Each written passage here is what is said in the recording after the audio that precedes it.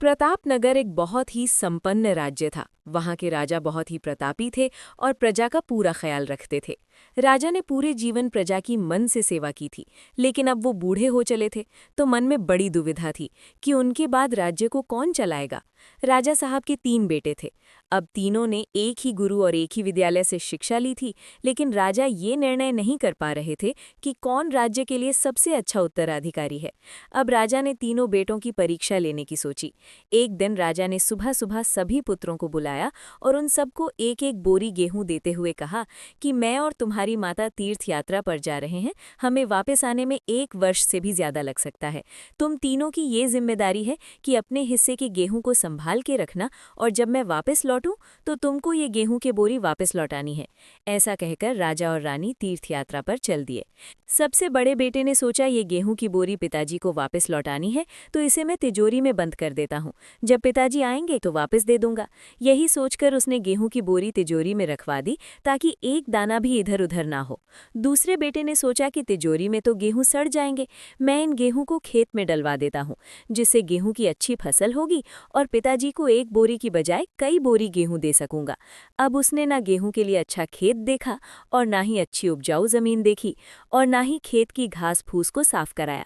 बस ऐसे ही एक बंजर जमीन पर गेहूं डलवा दिए और कभी उनकी देखभाल करने नहीं आया। उसे लगा कि अब अपने आप फसल आ जाएगी। तीसरा बेटा ज्यादा समझदार था। उसने अपने मित्र के साथ मिलकर एक अच्छा खेत देखा जो बहुत उपजाऊ था। फिर उसकी मिट्टी बदलवाई, वहां घास फूस की सफाई कराई और फिर विधि अनुसार गेहूं के दाने खेत में बो दिए। पूरी लगन और मेहनत से खेत की हिफाजत की, समय पर खाद पानी सब कुछ दिया। साल भर बाद पहली फसल आई। उसने फिर से उसे बोया, फिर और अन्न उपजा। खेत खलिहान लहलहाने लगा। राजा यहीं कोई 3 वर्ष बाद वापस आया। तीनों पुत्रों को देखकर बड़ी प्रसन्नता हुई। साथ ही मन में इच्छा थी ये जानने की कि बेटों ने गेहूं के साथ क्या किया। पहले पुत्र ने जैसे ही तिजोरी खोल के दिखाई, अंदर से बहुत बुरी बदबू आ रही थी। सब कुछ सड़कर राख हो चुका था। पिता ने कहा, ये अन्न है जिससे हम सबका जीवन चलता है, और तुम इसकी देखभाल नहीं कर पाए, तुम क्या राज्य संभालोगे। अब दूसरा बेटा पिता को उस जगह पर ले गया जहां उसने गेहूं को डलवाया था। वहां जाकर देखा तो जंगल था, बड़ी बड़ी घास फूस खड़ी थी, गेहूं का तो नामो निशान ही नहीं था।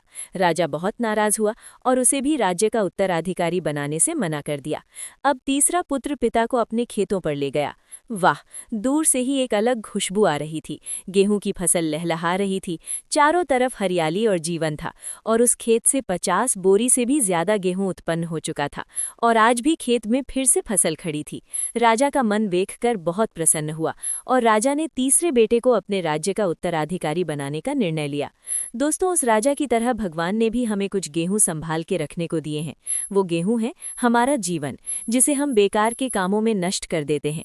ईश्वर ने जीवन दिया कि दुनिया का विकास करना, अपने ज्ञान को बढ़ाना और उसे बांटना, लेकिन हम अज्ञानी लोग इस जीवन को सड़ा देते हैं, और अंत समय जब ईश्वर पूछता है कि जीवन में क्या किया, तो जवाब होता है शून्य, कुछ नहीं।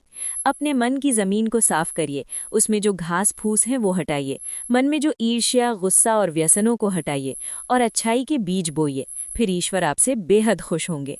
धन्यवाद।